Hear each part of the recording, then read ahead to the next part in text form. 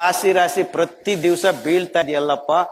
ಉದ್ದು ಕೂದಲು ನಮ್ಮ ಹೆಂಗಸರು ಹೋಗಿ ಅಲ್ಲಿ ಕೂದಲು ಕೊಡಕ್ ಶುರು ಮಾಡ್ತಾರೆ. ಯಾಕಂದ್ರೆ ಮುಡಿ ಕೊಡ್ಲೇಬೇಕು. So they give full fantastic. ತಗೊಂಡ್ ಬಂದು ಅದನ್ನ ಕ್ಲೀನ್ ಮಾಡಿ ಟೋಪನ್ ಹಾಕೊಂಡು ಅವ್ರು ಹಾಕೊಂಡು ಬಣ್ಣ ಹಚ್ಕೊಂಡು ಶುರು ಮಾಡಿದ್ರು. ಬಿಸ್ನೆಸ್ ನಮ್ ತಿಮ್ಮಪ್ಪಗೆ 18 ಕೋಟಿ ರೂಪಾಯಿ ಬಿಸ್ನೆಸ್ ತಿಂಗಳು. ನೀವೇನೋ ಪಾಪ ದೇವ್ರು ಅಂತ ಹೋಗಿ ಮುಡಿ ಕೊಡ್ತೀರಾ, ಆಯಪ್ಪ ಬಿಸ್ನೆಸ್ ಮಾಡ್ಕೊಳಕ್ ಶುರು ಮಾಡಿದ್ರು. ಯಾಕೆ ಶುರು ಮಾಡಿದ್ರು? ಯಾರು ಮೂಲ ಇದಕ್ಕೆ? ಈ ಪ್ಲಾಸ್ಟಿಕ್ ಬಾಟಲ್ ನೀರು ಆಗಿದೆ ಅಂದ್ರೆ ಅದು 20 ವರ್ಷ ಹಿಂದೆ ಅಲ್ಲಿ ನಡೆದಿದ್ದು ಮೆತ್ತಿಗೆ ನಮ್ಮ ದೇಶಕ್ಕೂ ಬಂತು. ಈಗ ಅವರಿಗೆ 6 ಕೋಟಿ ರೂಪಾಯಿ ಕೂದಲು ಬಿಸ್ನೆಸ್ ಕಮ್ಮಿ ಆಗಿದೆ ಲಾಸ್ಟ್ ಇಯರ್. ಯಾಕಂದ್ರೆ ನಮಗೂ ಕೂದಲು ಉದುರೋದು ಶುರು. ಎಷ್ಟು ಮಟ್ಟಕ್ಕೆ ಅಂದ್ರೆ ಈಗ 20-25 ವರ್ಷ ಮಕ್ಕಳು ಕೂದಲು ಉದುರಿಸ್ಕೊಳ್ತಾ ಇದ್ದಾರೆ. ಇನ್ನೂ ಮೋಸ ಏನಾಗಿದೆ ಅಂದ್ರೆ ಲಾಸ್ಟ್ ಇಯರ್ ಬೆಂಗಳೂರಲ್ಲಿ ಇದೇ ವಿಷಯ ನಾನು ಮಾತಾಡಿದ್ದಾಗ ಮತ್ತೆ 8 ತಿಂಗಳಾದ್ಮೇಲೆ ರಾಜರಾಜೇಶ್ವರಿ ನಗರದಲ್ಲಿ ಇದೇ ವಿಷಯವನ್ನ ಪ್ರಸ್ತಾಪ ಮಾಡಿದ್ರೆ ಒಬ್ಬ ಹುಡುಗಿ 32 ಇಯರ್ಸ್ ಓಲ್ಡ್ ಹುಡುಗಿ 2 ಮಕ್ಕಳನ್ನ ಕರ್ಕೊಂಡ್ ಬರ್ತಾಳೆ. ಡಾಕ್ಟ್ರೇ, ಈ ಮಗುಗೆ 6 ವರ್ಷ, ಈ ಮಗುಗೆ 4 ವರ್ಷ, ಇಲ್ಲಿ ತನಕ ಒಂದು ಕೂದಲು ಹುಟ್ಟಿರ್ಲಿಲ್ಲ ಅವ್ರ ತಲೆ ಮೇಲೆ. ನಿಮ್ಮ ಭಾಷಣ ಕೇಳ್ಬಿಟ್ಟು ಮನೆಗೆ ಹೋಗಿ ಮಾರನೇ ದಿವಸದಿಂದಾನೇ ಪ್ಲಾಸ್ಟಿಕ್ ನೀರು ತೆಗೆದ್ಬಿಟ್ಟು ತಾಮ್ರದ ಪಾತ್ರೆಯಲ್ಲಿ ನೀರನ್ನ ರಾತ್ರಿ ನಿಲ್ಲಿಸಿ ಬೆಳಗ್ಗೆ ಎದ್ದು ಆ ನೀರನ್ನ ಸ್ಟೀಲ್ ಬಾಟಲ್ಗೆ ಹಾಕೊಂಡು ಮಕ್ಕಳಿಗೆ ಕುಡ್ಸಕ್ ಶುರು ಮಾಡಿದ ಮೇಲೆ 8 ತಿಂಗಳಲ್ಲಿ ಕೂದಲು ಬಂದಿದೆ. ಫುಲ್ ಕೂದಲು. ಇಲ್ಲಿ ನೋಡಿದರೆ ಭೃಂಗ ತೈಲ ಹಚ್ಕೊಳ್ಳಿ, ಶೃಂಗ ತೈಲ ಹಚ್ಕೊಳ್ಳಿ, ಹಿಮಾಲಯದಿಂದ ತಂದಿದೀವಿ, ಧನ್ವಂತರಿ ಮಾಡಿದ್ದಾರೆ, ಇವ್ರು ಮಾಡಿದ್ದಾರೆ, ಅವ್ರು ಮಾಡಿದ್ದಾರೆ ಅಂತ ಈ ಆಯುರ್ವೇದ ಕಂಪನಿಗಳು. ಅವೆಲ್ಲ ಬೇಡ, ಬಿಫೋರ್ ಆಫ್ಟರ್ ಅಂತ ಫ್ರಂಟ್ ಪೇಜ್ ಅಲ್ಲಿ ಚುಚ್ತೀವಿ ಬನ್ನಿ ಅಂತ ಈ ಡಾಕ್ಟರ್ಗಳು. ದೇವ್ರು ಕೊಟ್ಟಿರೋ ಕೂದಲೇ ಇಲ್ಲಿ ಉದುರ್ತಾ ಇವೆ, ಇವನ್ ಚುಚ್ಚಿರೋದು ನಾಳೆ ನಾಡಿದ್ದು. ಏನ್ ತೊಂದ್ರೆ ಇಲ್ಲ, ಬಿದ್ರೆ ಮತ್ತೆ ಇದೀವಲ್ಲ, ಮತ್ತೆ ಚುಚ್ತೀವಿ ಬನ್ನಿ, ನಮಗ್ ಬೇಕಾಗಿರೋದು ನಿಮಗ್ ಕೂದಲು ಉದುರೋದು.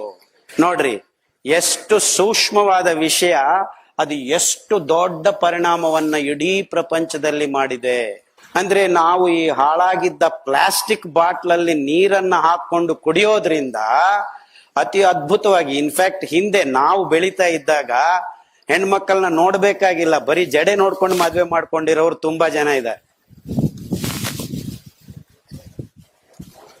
ಆ ದೇಶ ಸಿರಿಯನ್ನು ನೋಡಿ ಮದುವೆ ಮಾಡ್ಕೊಳ್ಳೋದಕ್ಕೆ ಮನಸ್ಸು ಮಾಡಿರೋರು ಎಷ್ಟೊಂದು ಜನ ಇದ್ದಾರೆ. ಅಷ್ಟು ಅದ್ಭುತವಾದ ಆರೋಗ್ಯಕರವಾದ ಕೇಶ ಸಂಪದೆಯನ್ನ ನಮ್ಮ ದೇಶದಲ್ಲಿ ಹೆಣ್ಣು ಮಕ್ಕಳಿಗೆ ಎಷ್ಟಿತ್ತು.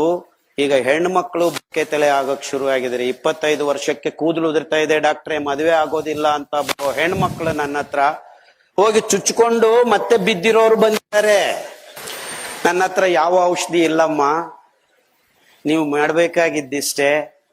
ನಮ್ಮ ಹಿರಿಯರು ಯಾವಾಗಲೂ ನೀರು ಕುಡಿಬೇಕು ಅಂದ್ರೂ ತಾಮ್ರದ ಪಾತ್ರೆಯಲ್ಲಿ, ಇನ್ಫ್ಯಾಕ್ಟ್ ನಮ್ಮ ಸಾಧು ಸಂತರು ಎಲ್ಲಿಗೋದ್ರು ಒಂದು ಕಮಂಡಲ ಇಟ್ಕೊಂಡು ಬುಡು ಅಂತ ಓಡಾಡ್ತಾ ಹೋಗೋದ್ರು. ಕೋಪ ಬಂದ್ರು ಶಾಪ ಕೊಡ್ಬೇಕು ಅಂದ್ರೆ ಅದೇ ನೀರು, ಖುಷಿ ಆದ್ರೆ ವರ ಕೊಡಬೇಕು ಅಂದ್ರು ಅದೇ ನೀರು. ಆ ನೀರಿನ ಮಹತ್ವ ಏನು ಅಂದ್ರೆ, ನೀರು ಅನ್ನೋದು ಅತಿ ಅದ್ಭುತವಾದ ಧ್ರುವೀಕರಣಗೊಂಡಿರುವ ಒಂದು ಬ್ಯೂಟಿಫುಲ್ ಪೋಲಾರ್ ಮಾಲಿಕ್ಯೂಲ್ H2O ಅಂತ. ಈ ಧನಾತ್ಮಕತೆ ಮತ್ತು ಋಣಾತ್ಮಕತೆ, ಇದು ಉದಜನಕ, ಆಮ್ಲಜನಕ. ಆಮ್ಲಜನಕ ಆ ಋಣಾತ್ಮಕ ಕಣಗಳನ್ನ ತನ್ನ ಕಡೆಗೆ ಹೀರಿಕೊಳ್ಳುತ್ತೆ. ಆದ್ರಿಂದ ಇದಕ್ಕೆ ಡೆಲ್ಟಾ ನೆಗೆಟಿವ್ ಅಂತಾನು, ಇದರಲ್ಲಿ ಡೆಲ್ಟಾ ಪಾಸಿಟಿವ್. ಅಂದ್ರೆ ಆ ಧನಾತ್ಮಕತೆ ಋಣಾತ್ಮಕತೆ ಧ್ರುವೀಕರಣಗೊಂಡಿರುವುದರಿಂದ ಈ ನೀರಿನ ಪರಮಾಣುವು ಅತಿ ಅದ್ಭುತವಾದ ಕೆಲಸ ಮಾಡುತ್ತೆ. ಅದು ತಾನು ಹರಿಯೋ ದಾರಿಯಲ್ಲಿ ಏನು ಕಂಡ್ರೂನು ಅದರ ಅಂಶವನ್ನ ತನ್ನ ಒಳಗಡೆ ಸಣ್ಣ ಪ್ರಮಾಣದಲ್ಲಿ ಸೇರಿಸ್ಕೊಳ್ಳಕ್ಕೆ ಶುರು ಮಾಡುತ್ತೆ. ಈ ಧನಾತ್ಮಕತೆ ಋಣಾತ್ಮಕತೆ ಈ ರೀತಿ ಸ್ವಲ್ಪ ದೂರ ಆಗಿರೋದ್ರಿಂದ ಈ ಪರಮಾಣುನಲ್ಲಿ ಯಾವುದೇ ಅಂಶ ನೀರಿನ ಜೊತೆಗೆ ಸೇರಿಸಿದ್ರೆ ಅದು ಹೀರ್ಕೊಳಕ್ ಶುರು ಆಗತ್ತೆ. ಅದು ಎಷ್ಟು ಸರಾಗ ಮಾಡ್ಕೊಳತ್ತೆ ಅಂದ್ರೆ, ಈ ನೀರು ಪ್ಲಾಸ್ಟಿಕ್ ಅಲ್ಲಿ ಹರಿಯೋದೆಲ್ಲ ಬಂಡೆಗಳ ಮೇಲೆ ಹರಿದ್ರೆ ಬಂಡೆಗಳೇ ಕರಗೋಗ್ತವೆ, ದೊಡ್ಡ ದೊಡ್ಡ ಬಂಡೆಗಳು ಕರಗೋಗ್ತವೆ. ನೀವು ಅಮೆರಿಕಕ್ಕೆ ಹೋದ್ರೆ ಇಲ್ಲಿ ಗ್ರ್ಯಾಂಡ್ ಕ್ಯಾನಿಯನ್ ಅಂತ ಒಂದು 1.8 ಮೈಲ್ಸ್ ಕೆಳಗಡೆ ಅದನ್ನ ಕೊಚ್ಚಿಕೊಂಡು ಇಡೀ ಅದ್ಭುತವಾದ ಗ್ರ್ಯಾಂಡ್ ಕ್ಯಾನಿಯನ್ ನಿರ್ಮಾಣ ಮಾಡಿದ್ದು ಆ ನೀರಿನ ಅದ್ಭುತವಾದ ಗುಣ. ಆ ಧ್ರುವೀಕರಣಗೊಂಡಿರೋದ್ರಿಂದ ಈ ಎಲ್ಲಾ ಅಂಶಗಳನ್ನ ತನ್ನಲ್ಲಿ ಸ್ವಲ್ಪ ಸ್ವಲ್ಪ ಮಟ್ಟಿಗೆ ಸೇರಿಸ್ಕೊಳ್ಳೋ ಗುಣ ಇರೋದ್ರಿಂದ ಅದು ಪ್ಲಾಸ್ಟಿಕ್ ಇರ್ಬೋದು, ಯಾವುದೇ ಪದಾರ್ಥ ಇರ್ಬೋದು. ಆ ಒಂದು ಗುಣ ನಮ್ಮ ತಾಮ್ರದ ಪಾತ್ರೆಯಲ್ಲಿ ಫ್ರೀ ಡಿ ಆರ್ಬಿಟಲ್ ಎಲೆಕ್ಟ್ರಾನ್ಸ್ ಅಂತ ಕೆಲವು ಋಣಾತ್ಮಕ ಕಣಗಳು, ಬರೀ ಎಲೆಕ್ಟ್ರಾನ್ಸ್ ಓಡಾಡ್ತಾ ಇರ್ತವೆ ಪ್ರತಿ ಉಪರಿತಲದ ಮೇಲೆ. ಈ ಗುಣ ತಾಮ್ರದಕ್ಕೆ ಬಿಟ್ರೆ ಇನ್ನು ಯಾವ ಪದಾರ್ಥಕ್ಕೂ ಇಲ್ಲ, ಯಾವ ಪದಾರ್ಥಕ್ಕೂ ಇಲ್ಲ. ಅಂದ್ರೆ ಇದರಲ್ಲಿ ನೀರನ್ನ ಹಾಕಿ ಇಟ್ಟದ್ದಾಗ ಆ ಡಿ ಆರ್ಬಿಟಲ್ ಎಲೆಕ್ಟ್ರಾನ್ಸ್ ಸರಾಗವಾಗಿ ಚಕ್ಕರ್ ಹೊಡಿತಾ ಇರ್ತವೆ. ಯಾವಾಗ ಈ ಧನಾತ್ಮಕತೆ ಋಣಾತ್ಮಕತೆ ಕಂಡು ಬರುತ್ತೆ, ಈ ನೀರಿನ ಮಾಲಿಕ್ಯೂಲ್ಸ್ ಸ್ಟ್ಯಾಂಡ್ ಇನ್ ಲೈನ್. ಯಾಕಂದ್ರೆ electrons R rotating in one direction, so everything stands in line and that becomes structured water ಅಂತಾರೆ. ಇಟ್ ಬಿಕಮ್ಸ್ ಸ್ಟ್ರಕ್ಚರ್ಡ್ ಅಂದ್ರೆ ಯದ್ವಾ ತದ್ವಾ ಇರೋದಿಲ್ಲ. ಇದ್ರ ಕಡೆಗೆ ಮತ್ತೆ ಹೈಡ್ರೋಜನ್, ಇಲ್ಲಿ ಆಕ್ಸಿಜನ್, ಮತ್ತೆ ಇಲ್ಲಿ ಹೈಡ್ರೋಜನ್, ಇಲ್ಲಿ ಆಕ್ಸಿಜನ್. ಸೊ ಉದ್ದಕ್ಕೆ ಸಾಲಾಗಿ ನೀರಿನ ಮಾಲಿಕ್ಯೂಲ್ಸ್ ಒಂದೇ ಸಮ ಆ ಪಾಸಿಟಿವ್ ನೆಗೆಟಿವ್ ಅನ್ನ ಸಾಲ್ವ್ ಮಾಡ್ಕೊಂಡು ನಿಂತಿರ್ತವೆ. ಆದ್ದರಿಂದ ಅದು ಸ್ಟ್ರಕ್ಚರ್ಡ್ ವಾಟರ್ ಆಗಿ ನಮ್ಮ ಒಳಗಡೆ ಹೋದಾಗ ಈ ಭಯಾನಕವಾದ ಕಣಗಳನ್ನೆಲ್ಲ ಮತ್ತೆ ಕೆತ್ತು ಬಿಸಾಕಿ ಹೊರಗಡೆ ಹಾಕೋದ್ರಿಂದ ನಿಮ್ಮ ಸೂಕ್ಷ್ಮ ಪೋಷಕಾಂಶಗಳನ್ನ ಹೀರಿಕೊಳ್ಳುವ ಶಕ್ತಿ ಮತ್ತೆ ನಿಮ್ಮ ಮಕ್ಕಳ ಕರಳಿಗೆ ಬಂದಾಗ ಆ ಸೆಲಿನಿಯಮು, ಜಿಂಕು, ಕಾಪರ್ ಇವೆಲ್ಲ ಮತ್ತೆ ಹೀರ್ಕೊಳಕ್ ಶುರುವಾದ್ರೆ ನಿಮ್ಮ ಕೂದಲು ಮತ್ತೆ ಬರ್ತವೆ ಹೊರತು ಬುಡದಿಂದ ಗಟ್ಟಿ ಆಗಬೇಕು ಹೊರತು ಮೇಲಿಂದ ಮುಚ್ಚಿದ್ರೆ ಇಲ್ಲೂ ನಿಲ್ಲೋದಿಲ್ಲ. ಸೊ ಅಪ್ ಟು 45-50 ಇಯರ್ಸ್ ನಿಮಗೆ ಕೂದಲು ಹೋಗೋದು ಬರೋದು ನಡೀತಾ ಇರುತ್ತೆ.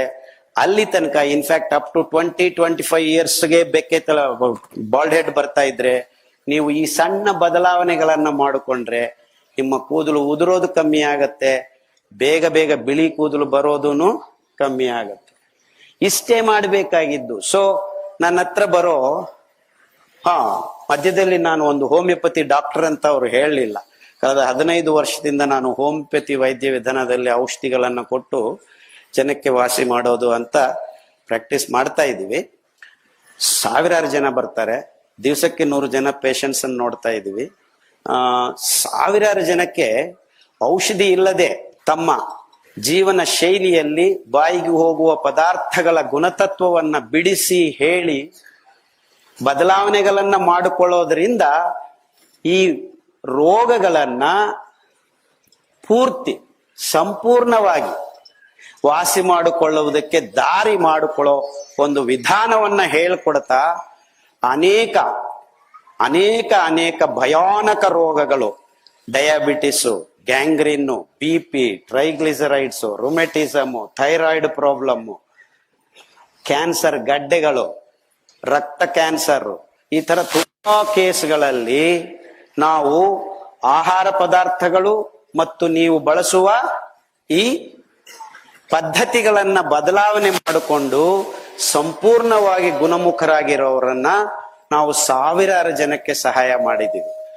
ಆ ಒಂದು ಕಾರಣಕ್ಕೆ ಎಷ್ಟು ಜನ ರೋಗಿಗಳು ಬಂದು ವಾಸಿ ಮಾಡ್ಕೊಂಡ ಮೇಲೆ ಮತ್ತೆ ವಾಪಸ್ ಹೋಗಿ ಪರಿಸ್ಥಿತಿ ಬದಲಾವಣೆ ಆಗಿದ್ದಾಗ ಮತ್ತೆ ರೋಗವನ್ನ ತರಿಸ್ಕೊಂಡು ಬಂದಾಗ ಮತ್ತೆ ಹೇಳಿ ಮತ್ತೆ ವಾಸಿ ಮಾಡಿ 2-3 ರೌಂಡ್ ಆದ್ಮೇಲೆ